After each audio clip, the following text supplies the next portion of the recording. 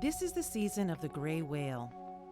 California gray whales make one of the longest migrations on the planet, often traveling up to 6,000 miles between Mexico and the Arctic. The first wave is made up of adults, more than 30 tons of seagoing force. Killer whales have been known to attack these leviathans, but they do so very rarely.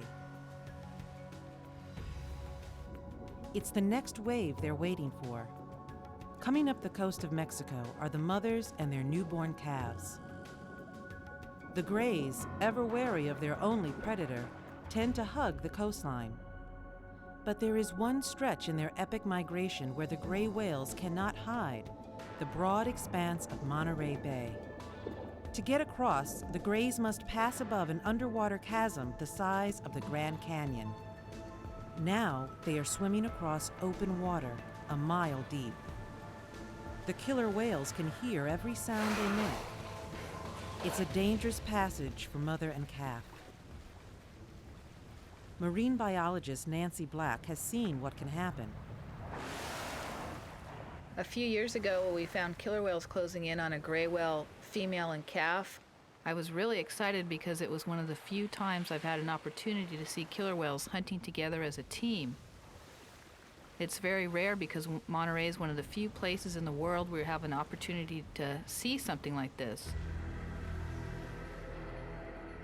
As the attack began, Nancy recognized the members of a transient pod.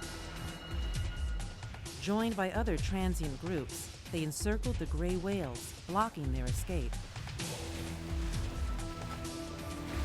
Then they began to ram the calf to separate it from the female. The calf struggled to climb on its mother's back, desperate to get out of the water.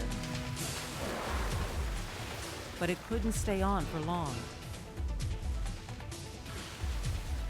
To help her calf, the mother turned belly up. But the killers renewed their attack. The killer whales spent a lot of time bashing, and they rammed and hit the gray whale calf.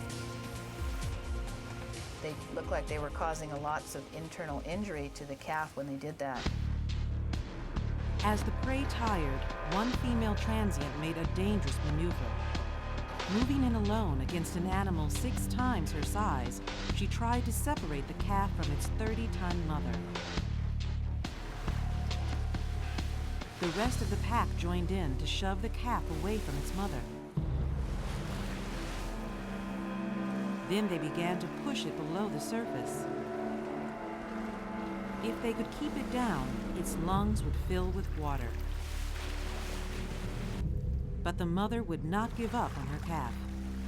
The calf spent a lot of time rolling on top of its mother and alongside of its mother too, and that rolling behavior seemed to prevent the killer whales from getting in the middle between the mother and calf.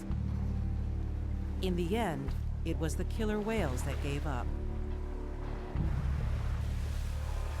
2 hours after the attack began, mother and calf escaped, and the killer whales went hungry.